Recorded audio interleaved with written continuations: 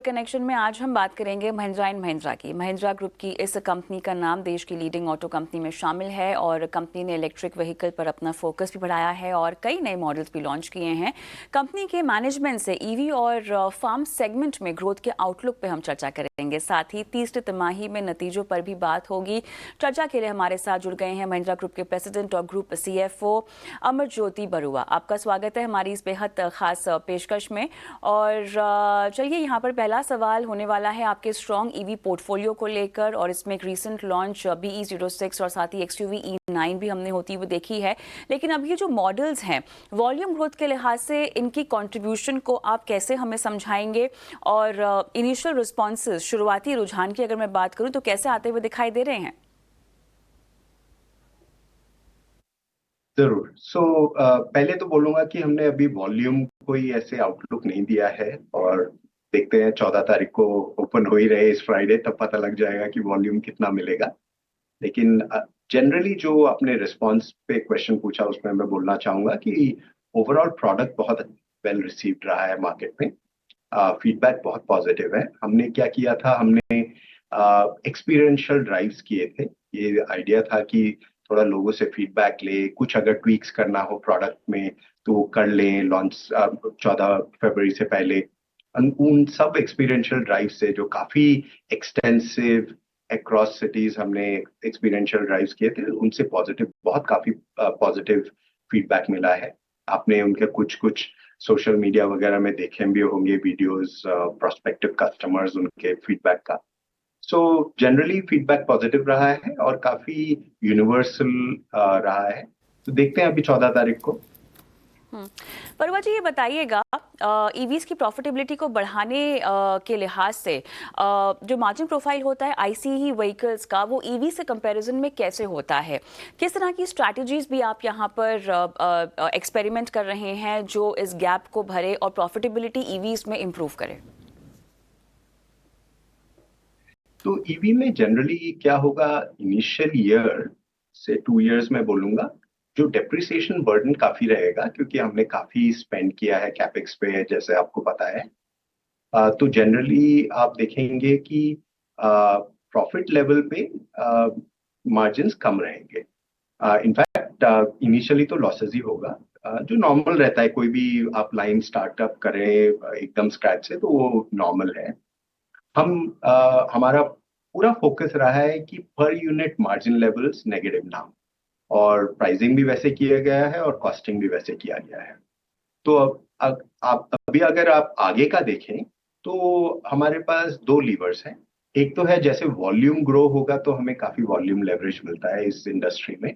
आपके सप्लायर्स के साथ नेगोशिएशन पावर्स बढ़ जाते हैं, आपकी मैन्युफैक्चरिंग लाइंस ऑप्टिमाइज हो जाती हैं, तो उसके कारण हमें कॉस्ट एडवांटेज मिलेगा जो वॉल्यूम के कारण। और दूसरा, ऑफ कोर्स, आप वेरिएंट मिक्स कर सकते हैं। आप थोड़ा प्राइसिंग में, जहाँ पे डिमांड ज्यादा है, थोड़ा इम्पैक्ट कर सकते हैं। तो ओवरऑल हमें लगता है कि एब्सोल्यूट रुपी बेसिस में हम ईवीज में उतना ही कमा सकते हैं जितना हम अपने आइस मॉडल्स में कर रहे हैं। परसेंटेज में ईवीज हमेशा कम रहेंगे, क्योंकि ईवीज का एवरेज सेलिंग प्राइस हायर रहता है।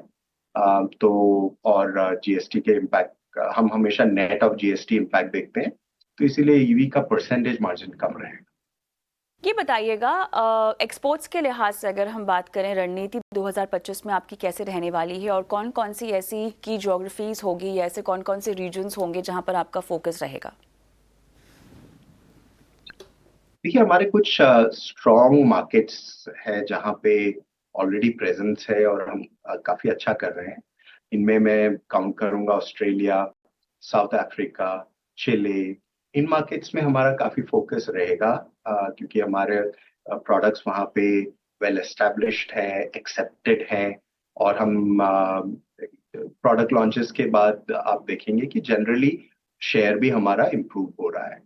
तो उसके कारण यही हमारे इनिशियल फोकस रहेंगे, और रिस्पांस के बेसिस में हम और एक्सपैंड करेंगे। सप्लाई चेन को लेकर यहाँ पर बात करते हैं, क्योंकि चैलेंजेस की अगर हम बात करें सप्लाई चेन प्रोडक्शंस को लेकर, तो ईवीज के लिहाज से कहाँ कहाँ इशू आ रहा है और किस तरह से आप इन इश्यूज को एड्रेस भी कर रहे हैं? आप जब चैलेंज की बात कर रहे हैं तो मेन चैलेंज तो ईवीज में टेक्नोलॉजी बहुत हाई कंटेंट रहता है। तो हमें जो टेक्नोलॉजी जो उसका सप्लाई चेन है काफी डिवर्सिफाइड है, डिस्पर्स्ड है। इलेक्ट्रॉनिक्स देखें अलग से, बैटरी सेल्स देखें अलग से, तो सप्लाई चेन डेवलप करने में काफी टाइम लगता है और वही हमारा मेन चैलेंज रहा है लास्ट 1.5। लेकिन अभी काफी स्टेबल है, तो हमें लगता है कि जनरली ज्यादा नए चैलेंजेस, कोई ऐसे अनएंटिसिपेटेड चैलेंजेस नहीं आने चाहिए। और हम डोमेस्टिक पे काफी फोकस कर रहे हैं, तो हम चाह रहे हैं कि जितना भी हमारा सप्लाई चेन हो वो डोमेस्टिक हो सके, जिससे कि जो डिपेंडेंसीज है वो भी कम हो जाएगा। परवा जी ये बताइएगा, ओवरऑल 15% प्लस इंडस्ट्री ग्रोथ यहाँ पे Q4 में गाइड की गई है ट्रैक्टर्स के लिहाज से। जिस अब ओवरऑल अगर हम देखें तो ये 7% ज़्यादा है FY25 के, अगर हम गाइडेंस की बात करें। लेकिन अब कौन कौन सी ऐसी रीजन्स हैं जो इस ग्रोथ को आगे बढ़ाएगी, और इतना ही नहीं, डिमांड ट्रेंड्स को लेकर अगर आप कोई जानकारी हमको दे सके। देखिए, ओवरऑल जो फोर्थ क्वार्टर अगर देखा जाए तो काफी अक्रॉस द बोर्ड हम हमें दिख रहा है। लास्ट ईयर फोर्थ क्वार्टर बहुत डिप्रेस था, आपको याद होगा उस समय काफी डी ग्रोथ हुआ था। इस साल उस बेसलाइन पे हमें इन जनरल दिख रहा है कि अक्रॉस द बोर्ड इम्प्रूवमेंट है। अम, तो उसके कारण आप देखेंगे कि इन जनरल अक्रॉस इंडिया जो मोमेंटम है वो आएगा। साउथ काफी डिप्रेस था last year, through out last year, तो इस साल हमें लग रहा है कि साउथ भी इम्प्रूव हो रहा है, वेस्ट इम्प्रूव हो रहा है, महाराष्ट्र में हमें थोड़ा मोमेंटम दिख रहा है। और जनरली देखा जा रहा है, अभी ईस्ट में देखा जाएगा कि कुछ और इम्प्रूवमेंट आता है कि नहीं, but generally across India improvement दिख रहा है। ऑलराइट बरुआ जी, बहुत अच्छा लगा आपसे बातचीत करके। सवाल तो और पूछते हैं लेकिन हमारा समय समाप्त हो गया है। धन्यवाद, समय दिया आज आपने हमें।